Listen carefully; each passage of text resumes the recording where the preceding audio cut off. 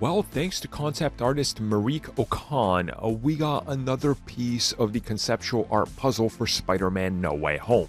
This time we are talking about the brutal battle between the Green Goblin and Spider-Man and the early initial idea behind it. Well, if you are like me and you love concept art, get ready for this because these are pretty awesome. Now again, conceptual art is generally used to convey the idea before anything really happens with shooting the actual scene. You generally have all the conceptual art and storyboards done so you can kind of visualize the film without, well, shooting anything. So this is what we're getting here again. And this happens to show that battle between Spidey and Green Goblin that ends up taking them through, well, the building floors, using some of those PlayStation Spider-Man moves.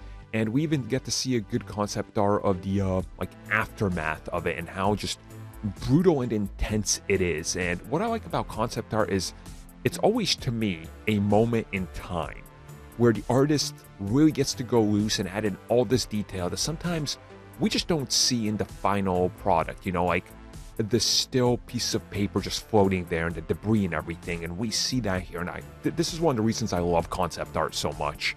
And again, we get to see more of the detail and the color and just what they were going for to convey the scene to everybody that was, being pitched the film in the end.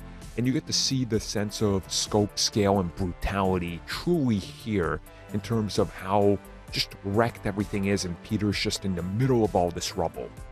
And I really just hope that they can include as much of concept art like this as possible in the book that's going to be coming out, because to me, this tells me that there's probably a lot more that we didn't end up seeing, and there's some stuff that's honestly, quite similar to things we've seen before, or that we ended up getting in the final cut of the film.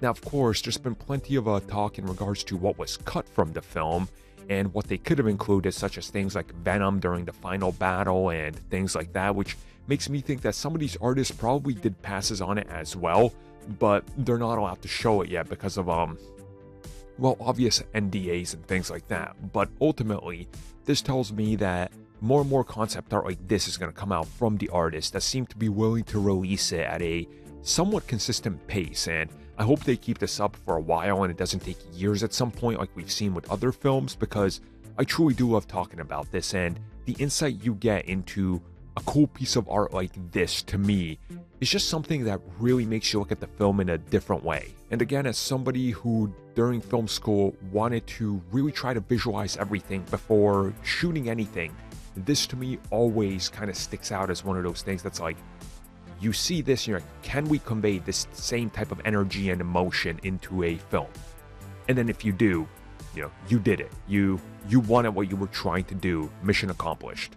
So thank you for watching that video, and if you've ever wondered what that little join button is on YouTube, well, that is our membership section, where for a few additional dollars a month, you get exclusive discussions as part of our podcasts each and every week, audio commentaries, let's plays, discussions on canceled comic book films, topics that are a little bit too sensitive for people on YouTube, such as controversial things happening in media, and a lot more. So check out what we offer by clicking that join button.